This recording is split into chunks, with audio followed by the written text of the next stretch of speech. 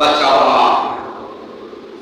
সাথে সাথে তার লোকজনকে বললেন উটগুলো ছেড়ে দাও, ওগুলো কি ছেড়ে দাও। একজন লোক বলছে বাচ্চা ইনি কিন্তু এই কাবা শরীফ এলাকায় যারা আসে তাদের মেহমানদারি ভালো করে এবং পশু পাখিরও মেহমানদারি করে। এই কথা যখন শুনলো তখন বাচ্চা বলছে যে তাহলে আমার জীব জন্তুগুলোকে একটু খাওয়ার ব্যবস্থা করে দিন। বাচ্চা আপনাকে উত্তর দিল যে আপনি যদি আমার কাবা শরীফে জিয়ারতের উদ্দেশ্যে আসতেন আর আমার খোদার ঘর যদি মাটির সাথে মিশাই দিতে না আসতেন, আপনার বাহিনী আপনার জীবজন্তুর আমি পাহারা দায়িত্ব নিতাম, খেদমতের দায়িত্ব নিতাম। সুতরাং এই দায়িত্ব আমার পক্ষে সম্ভব না। কোটগুলো নিয়ে চলে গেলেন তার গোত্রের মধ্যে। কোথায় গেলেন? গোত্রের মধ্যে যাওয়ার পরে বললেন গোত্রবাসী আর দেরি করলাম, আব্রাহাম ঠিক অবস্থায় আছে, কখন না জেনে আক্রমণ করে, কিন্তু সে আক্রমণ করার ক্ষমতা রাখে না। কিন্তু তবুও তোমাদেরকে বললাম তোমরা নিজ নিজ থেকে পাহাড়ের গুহার মধ্যে আত্মগোপন করো। আত্মগোপন উদ্দেশ্য এই ছিল যে আল্লাহর সঙ্গে যদি যুদ্ধ করে আল্লাহকে হাত বুঝাইয়া বসে থাকবি, আল্লাহকে চুপ করে থাকবে থাকবে না। আল্লাহ তো অবশ্যই তার প্রতিবাদ করবে। সুতরাং ওই প্রতিবাদের যে শুরু যখন হবে তখন তোমরা সেই প্রতিবাদের সামনে সামনে কখনো পতিত হবে না, নাহলে তোমার ধ্বংস হয়ে যাবে। সুতরাং সেই গজব থেকে বাঁচানোর জন্য তোমরা প্রত্যেকেই নিজ নিজ দায়িত্বে গুহার মধ্যে আত্মগোপন করো। সবাই তার বিবিবাদ সন্তান সন্ততি মাল প্রাণী সব নিয়ে গুহার মধ্যে আত্মগোপন করো।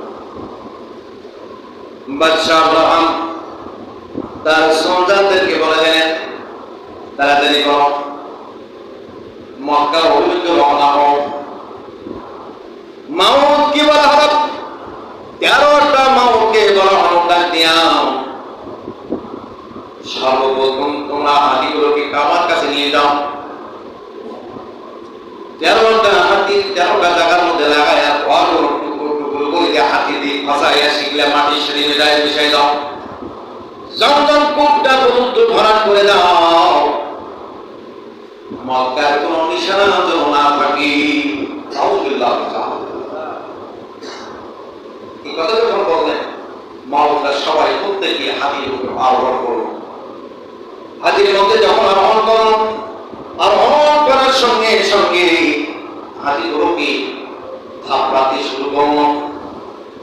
হাতিগুলোকে শিখ মারতে শুরু করলেন, শিখ মানে গোদা মারতে শুরু করলেন। হাতিগুলো সামনের দিকে আয় না, সামনের দিকে আয়। আল্লাহ রাব্বুল বলেন আলাম তারা কাইফা ফাআলা রাব্বুকা বিআসহাবিল ফিল আলাম ইয়াজআল কাইদাহুম ফি তাদলিল। আল্লাহু আকবার। আমার নবী বললেন আমার আল্লাহ এই ছোট্ট সূরাটির মাধ্যমে গোটা পৃথিবীর মানুষগুলোকে জানাই দিলেন আলাম তারা তোমরা কি দেখো নাই, তোমরা কি শোনো নাই, কাইফা কিভাবে ফাআলা আমি করেছি, রব্বুকা আমি রব করেছি বিআসহাবিল ফিল ওই হস্তি বাহিনী ওই হাতিওয়ালা আব্রাহাম কিভাবে অবস্থা করেছিলাম, কিরূপ তাদের অবস্থা হয়েছিল তোমরা কি দেখো নাই, তোমরা কি শোনো নাই। আলাম ইয়াজআল আমি কি করে দেখি নাই কাইদাহুম তাদের সফলত্ব আমি পরিষ্কার করে দেই না ফি তাদলিল। আমি কি তাদের সমস্ত চক্রান্ত সমস্ত কায়দা কানুন আমি কি পরিষ্কার করে দেই না, মাটির সাথে মিশিয়ে দেই নাই। যখন বাদশা আব্রাহাম হস্তি বাহিনীকে যখন বলছিল তোমরা কাবা শরীফকে টুকরা টুকরা করে হাতি দিয়ে ফাঁসাও, জমজম পর্যন্ত তোমার ভর্তি করে দাও মাটি দিয়ে, ইট পাথর দিয়ে তোমার কোনো জন্ম রাখবা না, এইভাবে যখন নির্দেশ দিলেন, নির্দেশ পাওয়ার পর যখন ওই হস্তি বাহিনী হাতির মধ্যে উঠলেন, ফাঁপমাতে শুরু করলেন, শিখ মারতে শুরু করলেন, গোদা মারতে শুরু করলেন, হাতুড় দিয়ে মাথায় মারতে শুরু করলেন। আল্লাহর কসম করে বলি, কোরআন সাক্ষী দিচ্ছে, সূরা ফিল সাক্ষী দিচ্ছে, একটা হাতি এক পা পর্যন্ত কাবার দিকে আগায় না। এক ইঞ্চি পর্যন্ত আগায় না। হাতিকেও যখন এক ইঞ্চি আগায় না, আব্রাহা সিংহাসন থেকে খসমাস খসমাস করে গান বন্ধ করে বাহিনীগুলোকে, তোমাদের হাতিগুলো দিয়ে পোষ মানাতে পারো, তোমাদের কথা শোনে না। মাত্রা মানে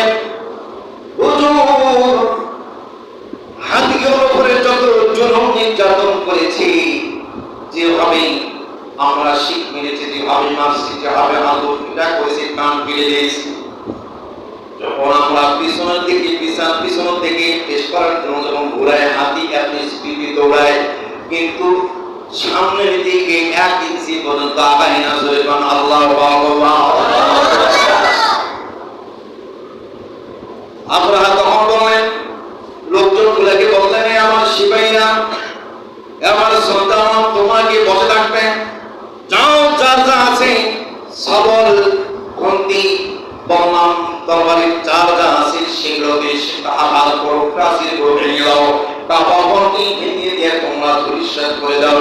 যখন সোলজাররা সামনের দিকে অ্যাডভান্স করতে শুরু করলো, আমার আল্লাহ রব্বুল আলামিন করে দিলেন, ওয়া আনজালা